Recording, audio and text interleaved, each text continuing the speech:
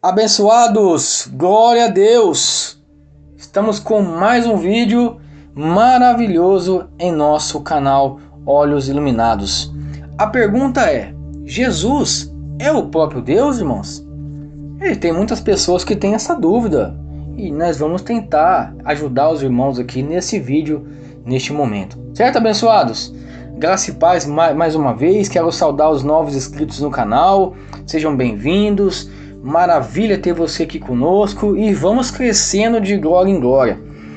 Vamos lá, abençoados. Você viu o tema aí, né? Jesus é o próprio Deus? Ou Jesus é uma pessoa diferente? Deus não? Vamos lá, vamos estudar, vamos ter um entendimento. Né? No nosso entendimento na graça, sim, Jesus é o próprio Deus. Mas tem pessoas que pensam diferente, né, abençoados? Então vamos aqui então. Muitas pessoas acham que Jesus é uma pessoa separada de Deus. E ainda muitos pensam que Jesus está em carne no céu, por incrível que pareça, né, irmãos? Eu já obtive uma informação de um amigo meu que diz que Jesus está em carne nos céus. Olha, irmãos, é incrível isso, né? Então, abençoados, vamos passar por alguns versículos e reflexão para entender melhor sobre esse assunto. Com certeza vai abrir a mente de muitos irmãos que têm essa dúvida, né? Então vamos com uma reflexão aqui baseada no versículo de Lucas, capítulo número 1, verso 31, que diz assim, irmãos: Eis que teu ventre conceberás e darás à luz um filho, e pôs-lhe-á o nome de Jesus. Este será grande e será chamado Filho do Altíssimo, e o Senhor Deus lhe dará o trono de Davi, seu pai, e reinará eternamente na casa de Jacó, e o seu reino não terá fim. E disse Maria ao anjo: Como será isto, visto que não conheço varão? E respondendo o anjo, disse-lhe: Descerá sobre ti o Espírito Santo, e a virtude do Espírito te cobrirá com a sua sombra, pelo que também o santo que de ti há de nascer será chamado o Filho de Deus. Então seria chamado, aquele varão que nasceria de Maria seria chamado Filho de Deus, mas verdadeiramente não era o Filho de Deus, era o próprio Deus, né? Conforme o estudo aqui a gente vai entender melhor essa questão. Nas primeiras observações, a gente entende que desceria sobre Maria o Espírito Santo. Quem era o Espírito Santo? Era Deus. Então Deus desceria sobre Maria e conceberia o seu filho. Assim está escrito? Sim. Mas por quê? A pergunta é, mas por que assim? Por que Deus nasceria dessa forma? Porque simplesmente não veio na carne, como ele por muitas vezes se manifestou aos homens no Velho Testamento.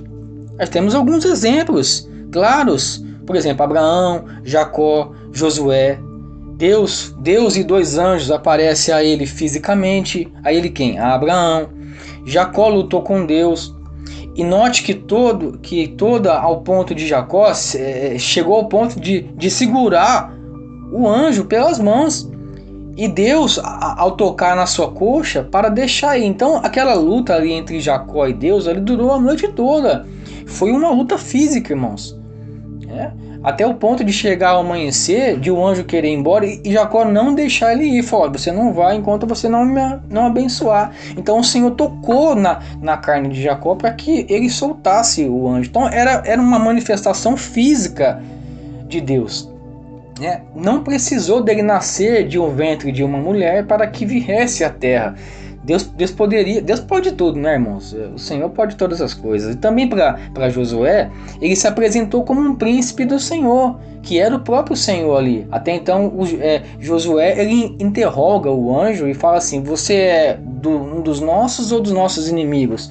Aí o Senhor fala: eu sou o anjo do príncipe do exército do Senhor. É onde Josué vai lá, se prostra, e é onde o anjo ele aceita a adoração. Quer dizer, então não era um anjo, era o próprio Senhor ali descrito como um príncipe do exército. Certo, irmãos? Temos muitos detalhes aqui para a gente poder falar de Abraão, que Abraão lavou os pés dos 3 homens que apareceram ali e se alimentaram com ele, né? Então temos esses detalhes que a gente tem que observar no Velho Testamento sobre a manifestação física do próprio Senhor. Mas com qual corpo Deus se manifestou? Essa é a questão. Com qual corpo, irmãos? Não precisaria de nenhum corpo. Deus poderia vir em qualquer... Deus, eu creio que o Senhor já se manifestou para várias pessoas durante a humanidade, de várias formas, e muitas das vezes as pessoas não conseguem observar isso, né? Não consegue observar a manifestação de Deus. Por exemplo, você olha para uma árvore, você vê a manifestação de Deus. Você olha para um animal, você vê a manifestação de Deus. Então você olha para a criação de Deus, não é para as obras dos homens, mas para a criação de Deus na terra. Você olha e você vê Deus. Você não precisa clamar pela visão para ver a imagem de Deus na sua frente fisicamente ou espiritual. Só basta você olhar para a sua criação, você consegue ver a imagem de Deus. Correto, abençoados? Mas o assunto aqui é se Jesus é o próprio Deus.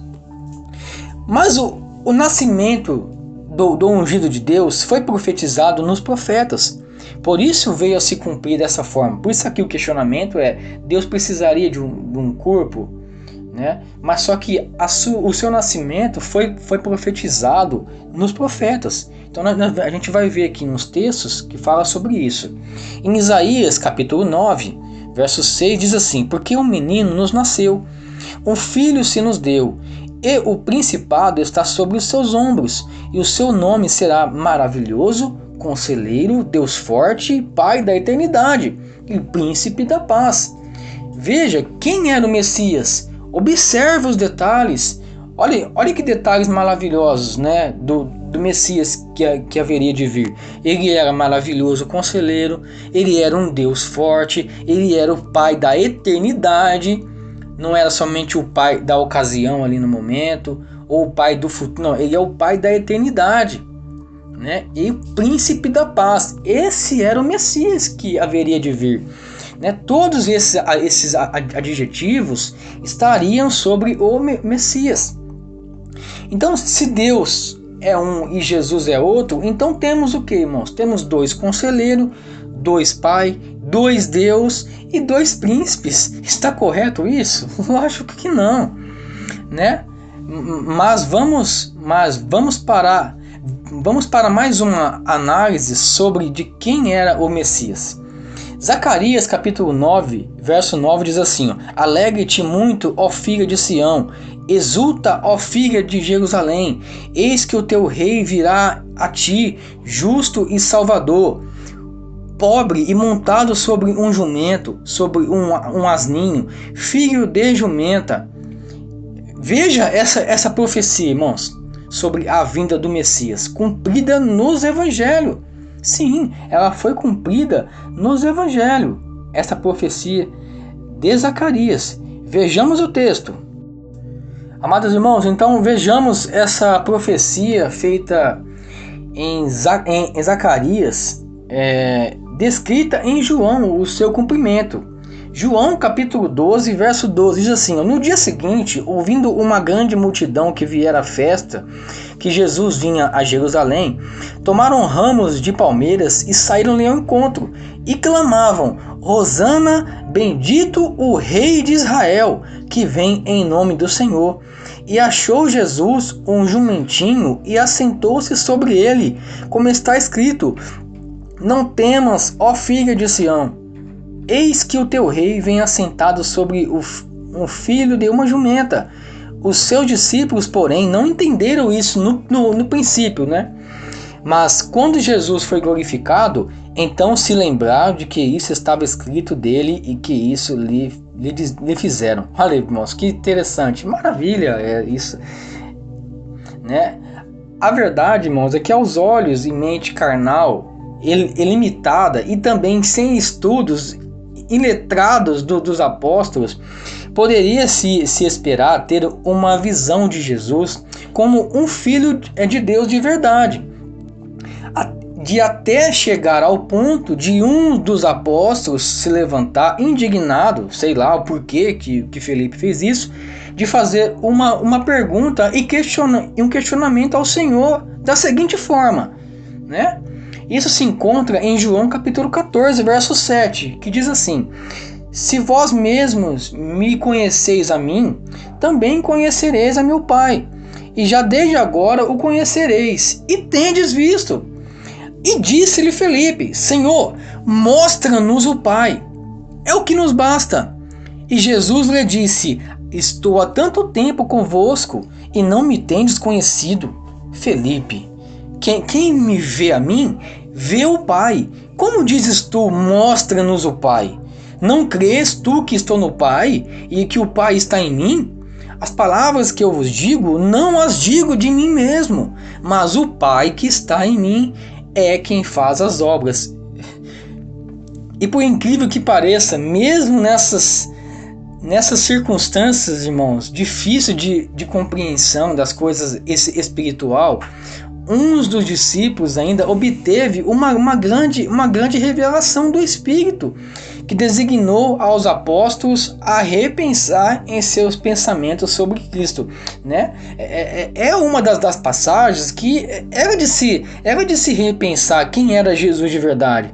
E o próprio Senhor falou: quem faz as obras não sou eu, mas é aquele que está dentro de mim, é o Pai, era o Espírito. Então havia uma limitação, tanto na mente, como nos olhos, como no entendimento, a questão de Jesus ali, né, que só veio a ser revelada depois da cruz, que veio a revelação da graça. Aí a mente dos apóstolos foram mais abertas, né, irmãos? Por causa do Espírito, porque as coisas só é revelada através do Espírito.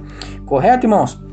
Então, essa limitação, ela foi supostamente alcançada num nível um pouco mais superior em João capítulo 20.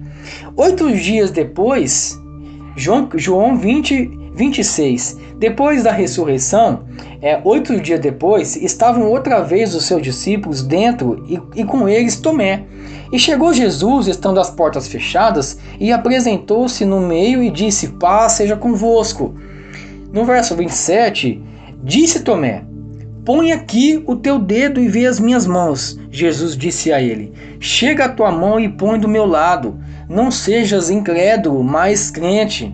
Aí Tomé foi lá, se dobrou ao Senhor e disse, e respondeu: Senhor meu e Deus meu. Então, praticamente, irmãos, o Espírito já estava trabalhando já na mente de Tomé. Então Tomé, praticamente, ele reconhece Cristo como o único Deus. Isso é incrível, irmãos. É maravilhoso. Mas mesmo assim, esse entendimento de quem era Jesus de verdade, no Espírito, foi mesmo consumado com a graça, ou seja, pela revelação de Paulo, por coincidir com o decorrer da pregação, os apóstolos entenderam quem era de verdade Jesus, não a carne, mas segundo o Espírito, né? Veja nas palavras de Paulo a revelação sobre o véu que Deus andava com os homens. Mas antes disso, somente uma observação rápida aqui. Em João capítulo 1, no verso 14, diz que o verbo ele se fez carne e habitou entre nós, quer dizer, entre eles, né? E vimos a sua glória, como a glória do unigênito do Pai, cheio de graça e de verdade. Veja, irmãos, que a palavra era Deus e tudo foi feito por ela. E sem ela nada que se fez. A própria palavra se fez carne, irmãos. Será que você consegue entender isso, irmão? A própria palavra se fez carne. Maravilhoso isso, né, irmãos? É incrível isso. Nossa, é um grande entendimento que para eles foi limitada, mas até certo tempo, né? Mas o próprio João depois ele escreveu o seu evangelho e ele já ali conseguiu entender que Cristo era o próprio Deus. Só que aí no decorrer do livro, né, de João, ele escreveu todas as obras que Cristo fez, mas logo no princípio ali de João 1, João já dá a revelação já de quem era Cristo, né? Agora vamos a uma palavra de Paulo que está em Colossenses capítulo 2, verso 9, que diz assim: porque nele habita corporalmente toda a plenitude da divindade.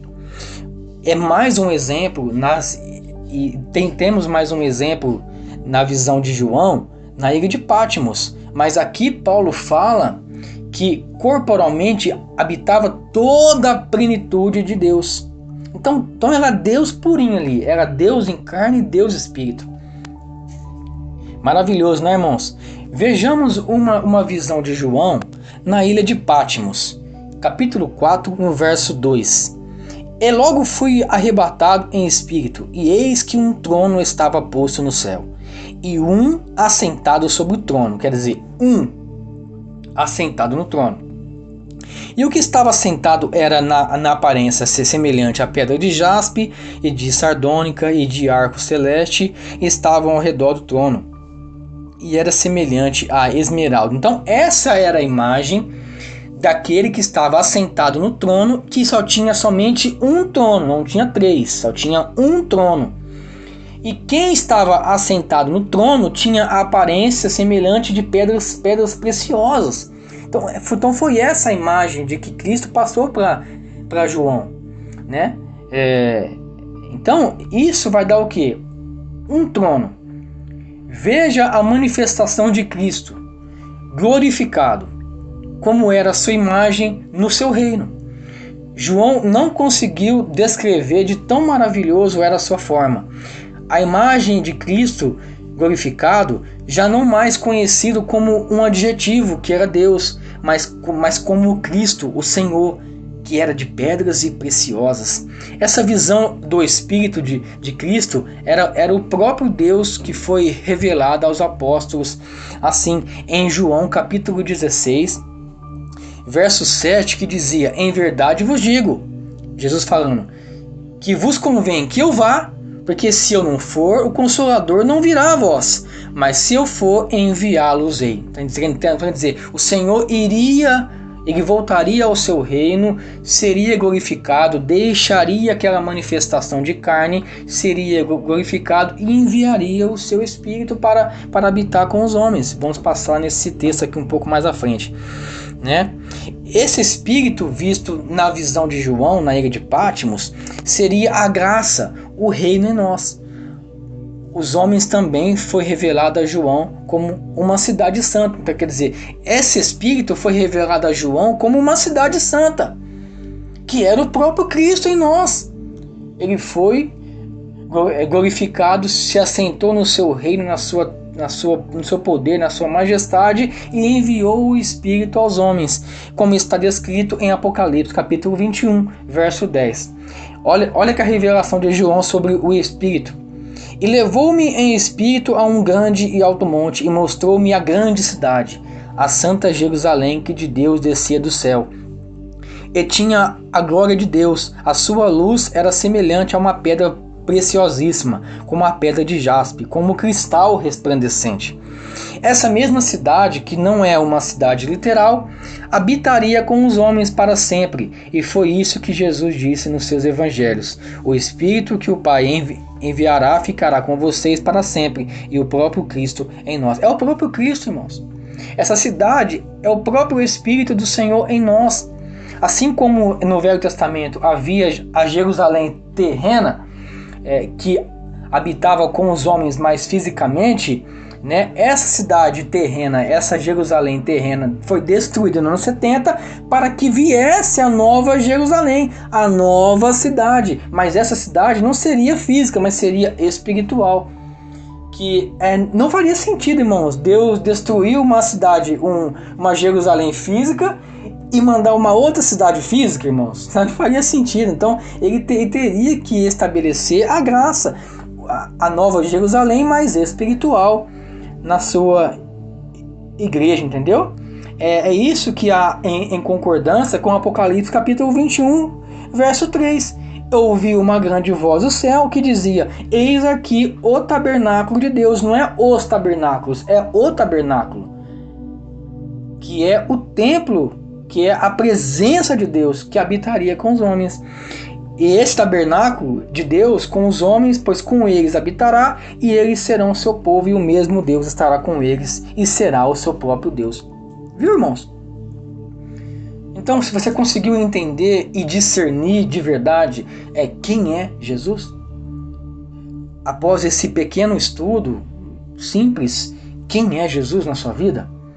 Quem é o próprio Deus? Então, esse termo de falar que Deus te abençoe, ou que Jesus, o Filho de Deus, então esse termo, irmãos, para nós já não faz mais sentido, mas sim o próprio Senhor é o nosso próprio Deus, o Deus em carne, o Deus que estava em espírito no Velho Testamento, que habitava nos profetas, profetizava e depois deixava, mas hoje não, hoje ele habita na sua igreja, o próprio Deus, o próprio Senhor, que esteve em carne no Novo Testamento com os apóstolos, que esteve em carne na época da lei, né? O Senhor ele habitou na época da lei em carne, mas na graça ele habitou em espírito e habita e habitará para sempre conosco.